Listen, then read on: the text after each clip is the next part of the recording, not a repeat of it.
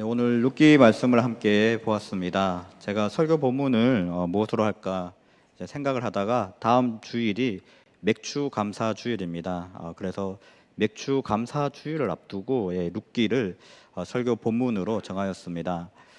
룻기와 이 맥주 감사 주일은 무슨 연관이 있어서 제가 이것을 정했냐 하면요.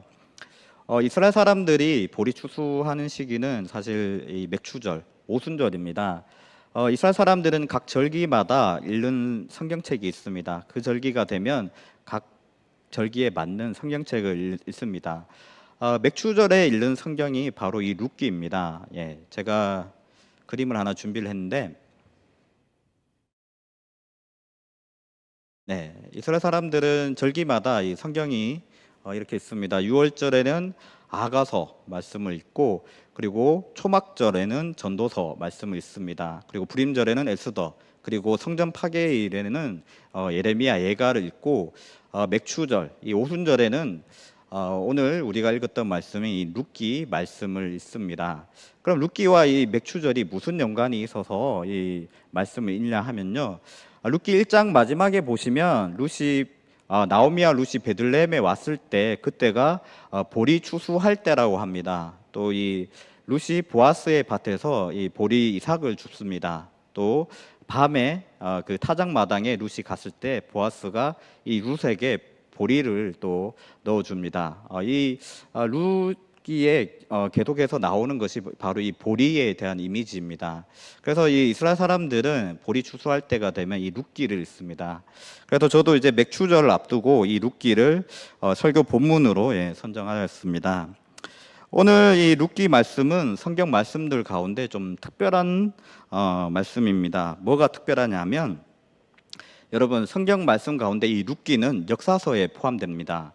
역사서는 여호수아서부터 역대기까지, 그리고 그 이스라엘이 이제 망한 후에 그 에스더까지, 그 내용들이 이제 이 역사서에 포함되는 내용들입니다. 그런데 여러분 한번 생각해 보십시오. 이 역사서에 나오는 이 지금 여호수아, 뭐 아니면 에스더, 느헤미야, 에스라 이런 사람들을 보면 다 역사 가운데 꽤나 이제 이름 있는 위인들입니다. 한 나라의 지도자들이고 또 한 나라의 통치자들이고 또 한 나라를 이끈 사람들입니다. 또 사무엘상 또 역대기에 보면 여러 왕들이 등장하고 있습니다. 특별한 위인들이 바로 이 역사서에 등장하고 있는 것입니다. 지난 주일 담임 목사님께서 토머스 칼라일의 예화를 말씀해 주셨습니다. 이제 그 칼라일이 자기가 썼던 프랑스 혁명기의 원고를 다 날려버리고 한 페이지씩 다시 쓴 그 예화를 이제 말씀해 주셨는데요. 이 19세기 역사학자 토마스 칼라일이 한 말이 있습니다. 칼라일은 역사에 대해서 이렇게 말합니다. 역사는 곧 위인의 역사다. 그렇게 이야기합니다. 이 토마스 칼라일은 이 역사에 나타나는 특별한 영웅들이 있다.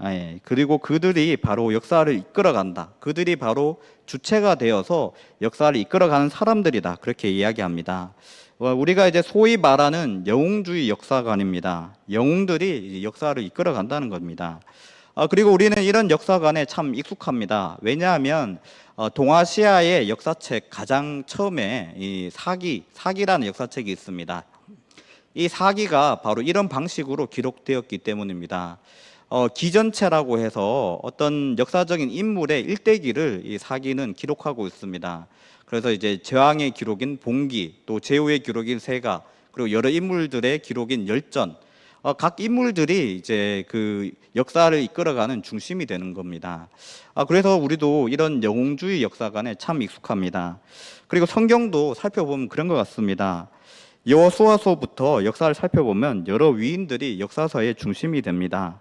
여호수아부터 여러 사사들, 또 여러 왕들, 그런 사람들이 이 역사를 이끌어갑니다. 근데 이 역사서 가운데 바로 이 룻기가 자리하고 있는 것입니다. 룻이 대체 뭐길래 이 룻기가 역사서에 포함되었단 말입니까? 이 룻이 뭐 역사에 이름 남길 만한 어떤 위인입니까? 아니면 이 사람이 뭐 전쟁의 영웅입니까? 심지어는 남자도 아닙니다. 또 심지어는 유대인조차 아닙니다. 이스라엘 사람조차 아닙니다. 그런데 바로 이 룻기가 역사서 가운데 자리 잡고 있는 것입니다. 이 룻이라는 인물을 살펴보면 이 이스라엘 역사에서 이 룻은 참 비주류 가운데서도 진짜 비주류인 사람입니다. 아무것도 아닌 보잘것없는 그런 사람입니다.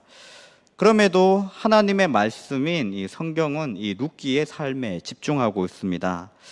우리도 여기에 주목할 필요가 있습니다. 왜 아무것도 아닌 이 룻기의 이야기가 성경에 기록되었을까? 우리가 오늘 말씀을 한번 살펴보기로 합니다. 이 룻기는 1장에 처음에 이 한 가족의 이야기로 시작을 합니다. 엘리멜렉과 나오미가 나옵니다.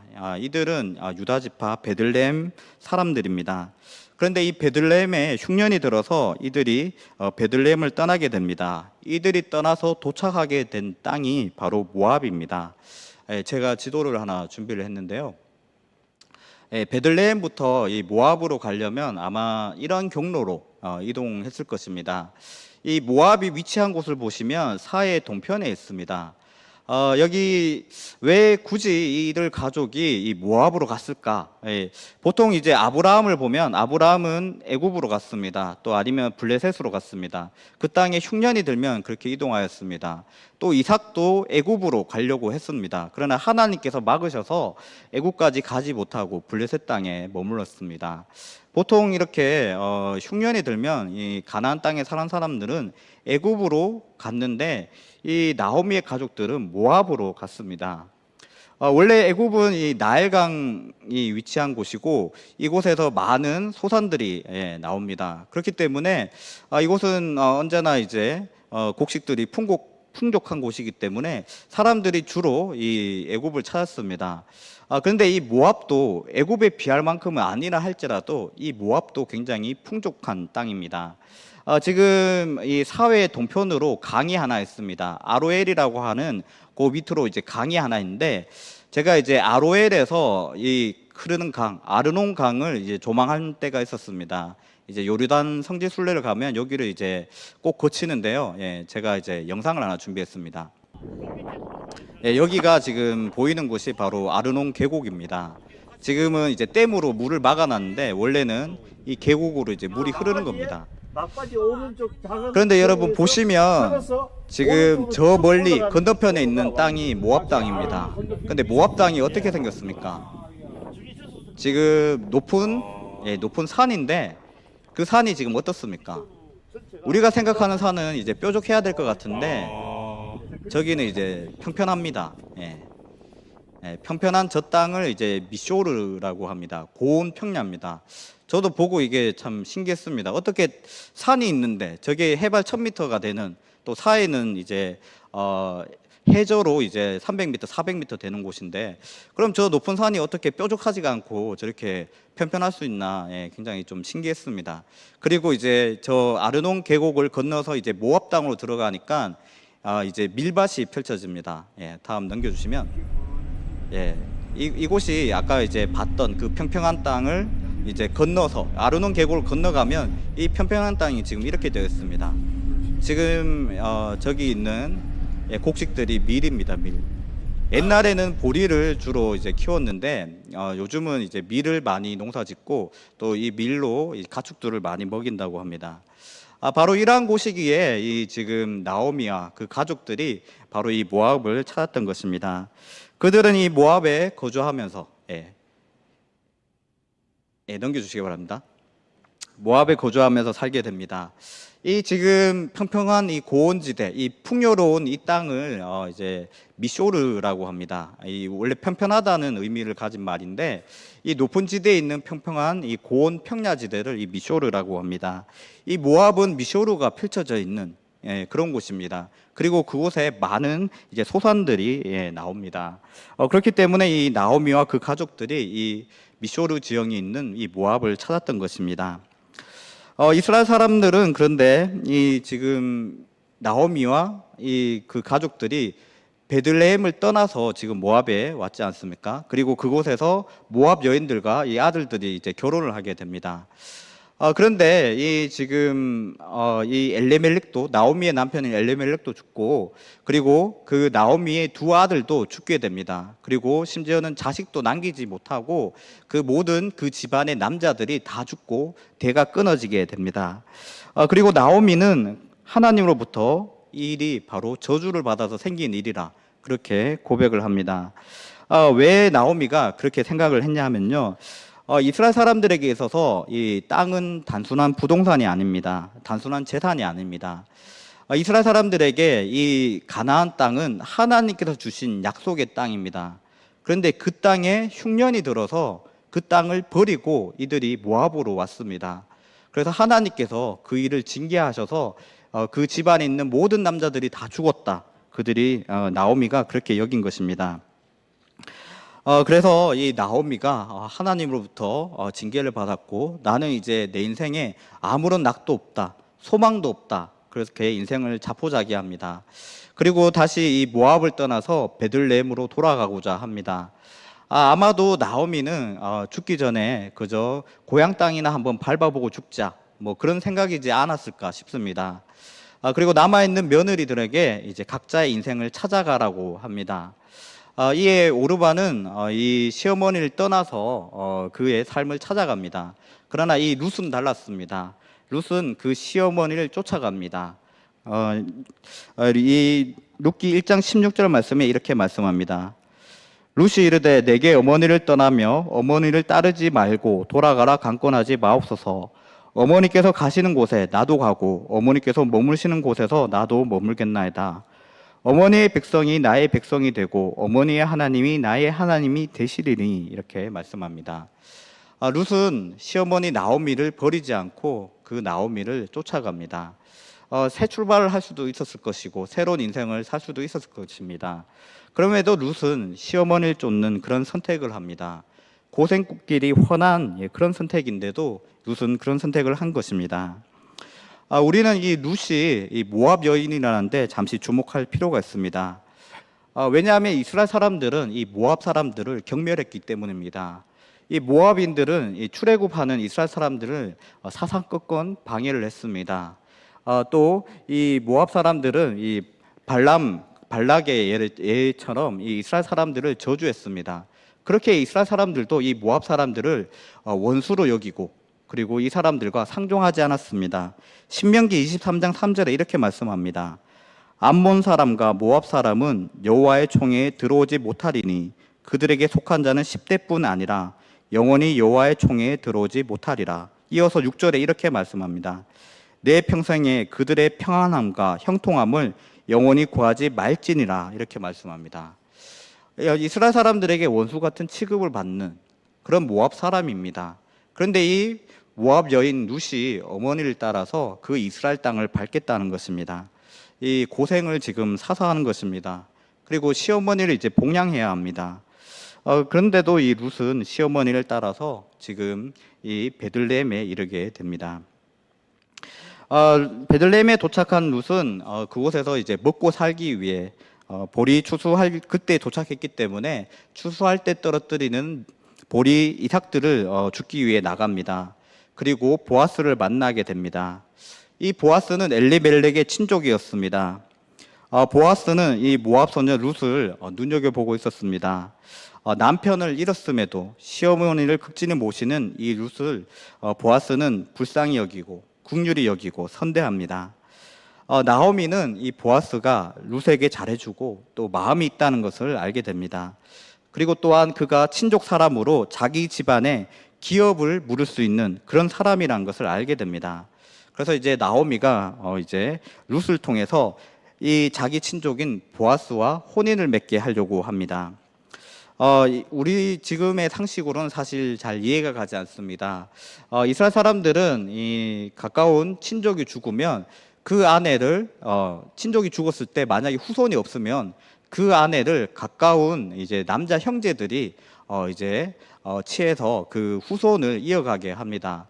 사실 이게 우리로 치면 어떻게 그런 일을 할 수가 있느냐, 어떻게 형수랑 그럴 수 있느냐, 우리의 좀 상식으로는 우리의 윤리관으로는 이해하기가 힘듭니다.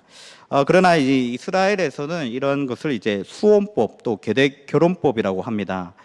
이 형이 후사가 없이 죽게 되면 이 형의 그 집안의 이제 기업가 그리고 그 이름이 끊어지게 됩니다.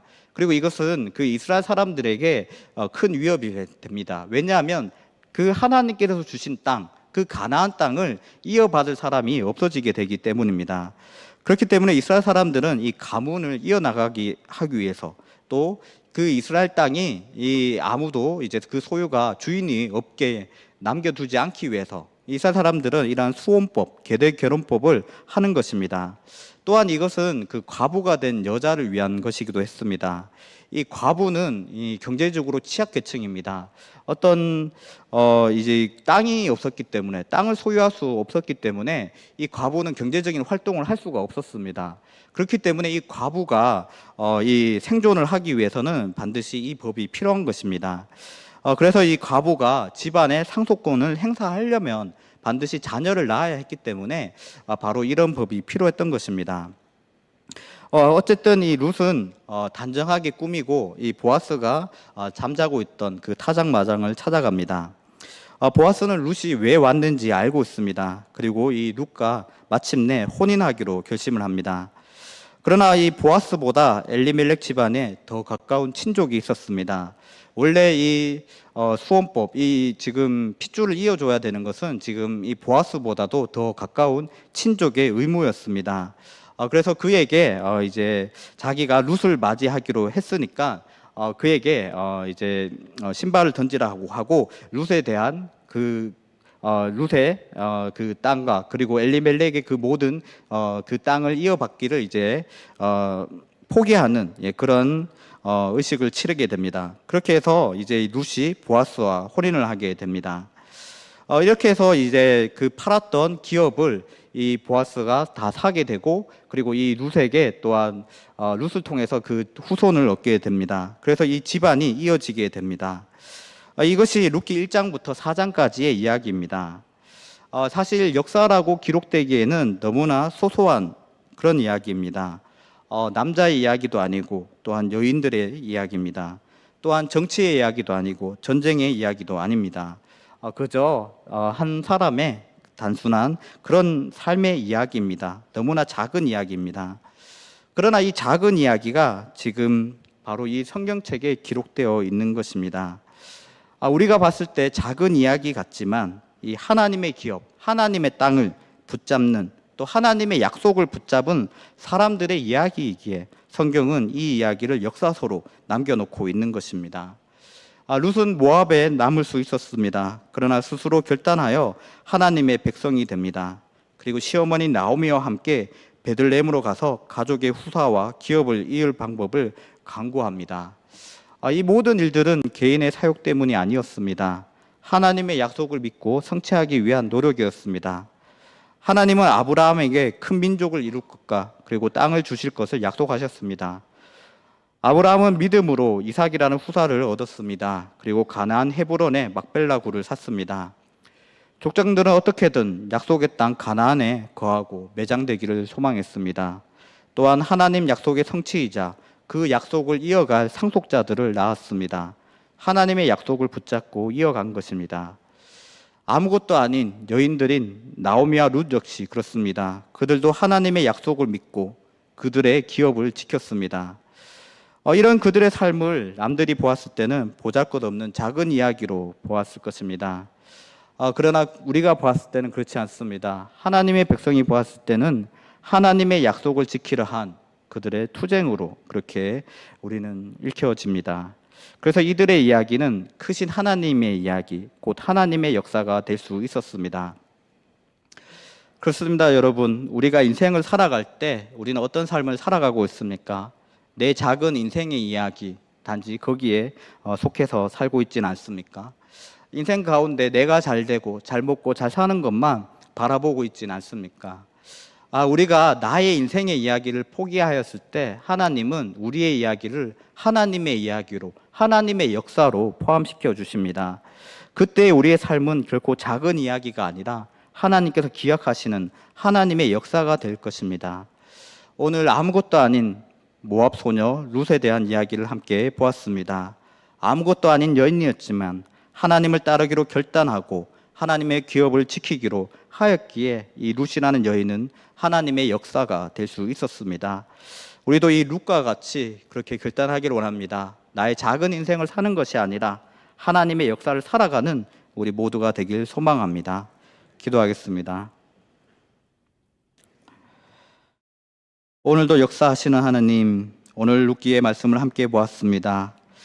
아무것도 아닌 모압 소녀 룻이 하나님의 백성이 되겠다 결단하였을 때 이 룻의 삶은 이제 개인의 삶이 아니라 하나님의 역사가 되었습니다. 하나님, 우리도 룻과 같이 결단할 수 있게 하여 주시옵소서. 내 인생의 안위와 육신의 정욕을 위해 사는 것이 아니라 하나님을 위해 살겠다 결단하였을 때 하나님의 위대한 이야기 가운데 살아가는 우리 모두가 될 수 있게 하여 주시옵소서. 예수님의 이름으로 기도드립니다. 아멘.